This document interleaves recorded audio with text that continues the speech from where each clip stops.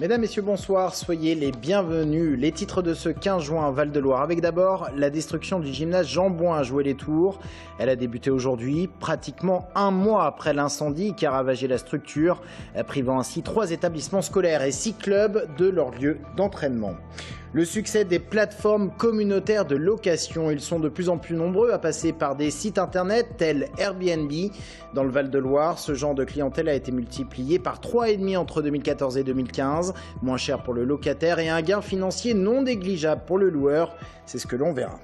Et puis dans ce journal, direction Pusigny, dans le sud de l'Indre-et-Loire. Pusigny qui a accueilli ce dimanche l'événement Pucifolies. Des œuvres grand format, peints en direct par une trentaine d'artistes qui ont fait cette année, on le verra également, un clin d'œil au cinéma. C'était donc il y a pratiquement un mois. Le gymnase Jean Bouin de Joué-les-Tours était ravagé par un incendie. Une enquête a été aussitôt ouverte. Un mois plus tard, aucune information ne fuite du côté des enquêteurs. On ne connaît donc toujours pas l'origine du sinistre. Le gymnase, en tout cas, doit être totalement rasé. Et c'est aujourd'hui que les travaux de démolition ont débuté. Sur place, Aurélie Renaud. Après le déblaiement des abords du gymnase ce matin et la mise en sécurité du site, l'entreprise choisie pour démolir ce qu'il reste du gymnase s'attaque à la découpe de la toiture. Lors de l'incendie, la structure en acier s'était totalement effondrée à l'intérieur du bâtiment. La difficulté pour les conducteurs d'engins, éviter d'endommager ce pan de mur, car les experts mandatés sur cette enquête vont travailler dès demain sur cette zone. Toute cette zone-là est sensible parce qu'on suppose qu'il y a un départ de foyer à cet endroit-là. À partir du moment où on aura le feu vert des experts, on démolira, on fera place nette.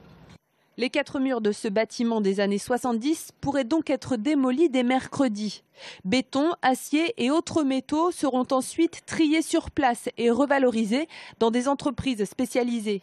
Jusqu'à la fin du chantier, c'est-à-dire dans 10 jours, le site sera placé sous surveillance, notamment la nuit, afin qu'aucune intrusion n'ait lieu. On souhaite prévenir le risque d'accident sur ce site qui reste dangereux, ainsi que le vol de métaux. Un verdict aux assises d'Indre-et-Loire rendu très tard dans la nuit de vendredi à samedi dernier. Il concerne cette affaire dont nous vous avons parlé, une sombre histoire d'enlèvement, de torture et d'actes de barbarie. Les faits remontent à novembre 2012. Le principal accusé, cousin de la victime à qui il a soutiré de l'argent, a écopé d'une peine de prison de 14 ans, 12 ans pour sa compagne et 6 ans pour un troisième accusé. L'économie à présent, mettez votre logement en location sur Internet et vous trouverez une formidable source de revenus pour compléter vos fins de mois. C'est ce que vendent les plateformes communautaires de location sur Internet comme Airbnb, tout en offrant aux touristes des conditions d'hébergement qui se veulent moins chères que les hôtels, gîtes et compagnie. Un modèle qui a le vent en poupe. En Val-de-Loire, les touristes qui font appel à ce site ont été multipliés par 3,5 en un an, si bien que du côté des loueurs, ils sont 600 en Touraine, certains se font parfois de belles petites sommes d'argent. Aurélie Renaud. Cette chambre a accueilli des voyageurs des 4 coins de la France et même du monde entier. Pourtant, nous ne sommes pas dans un hôtel, mais chez Amélie. Par souci de discrétion, elle souhaite rester anonyme. Locataire de ce 40 mètres carrés en centre-ville de Tours, elle s'est inscrite sur Airbnb il y a 2 ans. Passer une nuit chez Amélie coûte 36 €, petit déjeuner et drap compris. Les touristes sont les plus demandeurs, mais ils ne sont pas les seuls. Il y a des professionnels, en fait, des gens qui viennent pour le travail, du coup, et plutôt que d'aller à l'hôtel, parce que ils y vont souvent, ils préfèrent louer un appart. Là, au mois de juin, il y a énormément de demandes pour ceux qui viennent passer des concours sur Tours, du type le CAPES ou d'autres. Donc ça, j'ai beaucoup d'étudiants qui ont fait les demandes. Et il y a même des gens qui louent leur maison par Airbnb et du coup qui viennent chez moi pendant que leur maison est louée. Il y a tous les atouts dans cette ville pour le faire. Après, je pense que c'est plus simple pour moi qui suis, on va dire, célibataire. Mais pour une famille, c'est plus compliqué, il faut se reloger. Chaque mois, la jeune femme touche entre 150 et 250 €, soit la moitié de son loyer. En Indre-et-Loire, le site d'hébergement rencontre un franc succès, du clic-clac à 16 € dans le Vieux-Tour, à la maison d'architecte à Saint-Avertin pour 350 € la nuit. Au total, 600 offres sont postées sur le site, avec un pic d'inscription ces 2 dernières années.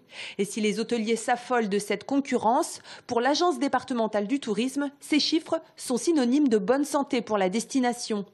On devrait s'inquiéter si notre destination était absente d'un réseau et d'une plateforme comme Airbnb. Ça veut donc dire qu'il y a une attractivité et puis ça crée et ça suscite de nouvelles clientèles qui profitent de cette offre pour venir découvrir notre destination.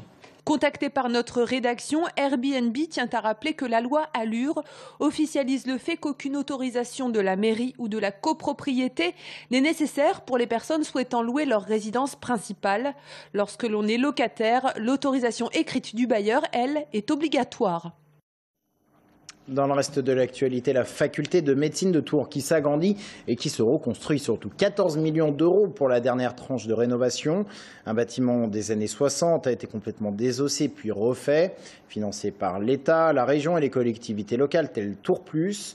Le nouveau bâtiment servira pour l'administratif, la recherche et aussi pour l'entraînement des étudiants. Loïc Vaillant, président de l'université, nous en dit un peu plus sur cette salle de simulation. Pour les étudiants, c'est un centre de simulation. Ce centre de simulation, c'est avec des mannequins. Et donc ça va permettre aux étudiants de faire les premiers gestes sur des non-humains, sur des mannequins. Mais des mannequins qui sont des mannequins perfectionnés. Donc on a la même sensation lorsqu'on touche le mannequin.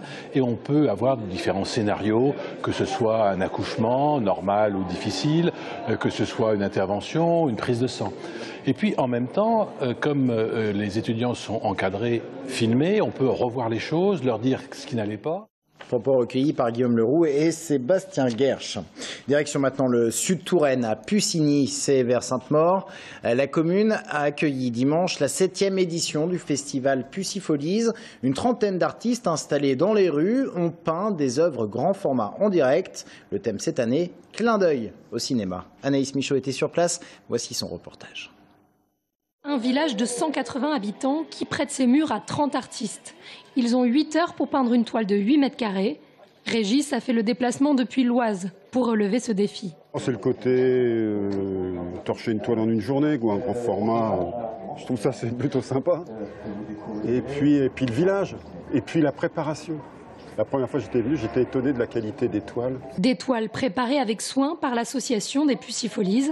Un festival conçu à la base comme un pied de nez. C'est l'idée d'un ami peintre qui est décédé, qui s'appelait Henri Burin, qui voulait faire lui un clin d'œil au salon du petit format de Truy. Donc lui il avait la graine et nous on avait le terreau. Et ça a super bien fonctionné. À la campagne on a besoin aussi d'art, c'est pas réservé à la ville. Et qui dit grand format dit technique adaptée. Je suis toujours à la peinture généralement à l'huile, mais pour faire des grands fonds comme ça, il vaut mieux partir avec un petit peu de bombe pour donner des effets. Voilà. Prendre du recul régulièrement, quand on a le nez dessus, on voit pas. Et la pluie ajoute une contrainte supplémentaire. D'habitude, moi je fais des grands formats tout de suite au rouleau. Je peins mes fonds même colorés, c'est pas grave, j'aurais fait tout en bleu. Mais non, si c'est la flotte comme ça, c'est pas la peine. Ça veut dire si je fais tout mon fond en bleu, je peux aller à la buvette, boire des cafés et ça séchera pas. Donc il faut adapter la technique. Bon, c'est un peu aquarellé. Le thème de cette 7e édition, le 7e art, et les clins d'œil au cinéma sont plus ou moins imagés. Un navet, c'est quelque chose qui est ni sucré, ni salé, sans goût, sans saveur. Ça vient de là, un navet. Quand on dit un film, c'est un navet, un nanar. Ça vient des navets. Donc là, il y aura un navet avec des palmes d'or, comme à Cannes. À 17h, levée de pinceau. 3 prix sont décernés par un jury et 1 par le public. Parmi les lots, des chèques allant jusqu'à 500 €, des paniers gourmands et des trophées réalisés par des artistes locaux. Les toiles sont quant à elles exposées dans les rues du village jusqu'au 30 septembre. 500 ans après son introduction au Val-de-Loire, sur ordre de François Ier, le cépage romorantin s'installe à Chambord. De la vigne plantée au sein du domaine pour une production de blanc. Image ici de la plantation vendredi dernier. La première récolte devrait avoir lieu en 2019. 12 hectares de vignes qui devraient donner 50 à 60 000 bouteilles de vin. C'est Henri Marionnet, viticulteur du Loir-et-Cher, qui en a la charge. Cette plantation avait lieu à l'occasion, bien sûr, des 500 ans de l'avènement de François Ier.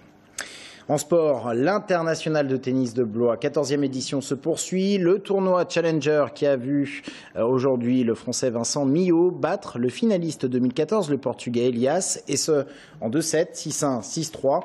Il rencontrera un Français au prochain tour.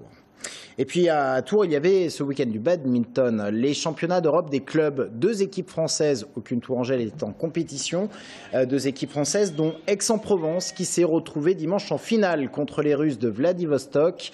Ce sont les Russes qui ont gagné. Déception donc des Françaises qui, cela dit, arrivent pour la première fois en finale. On les écoute.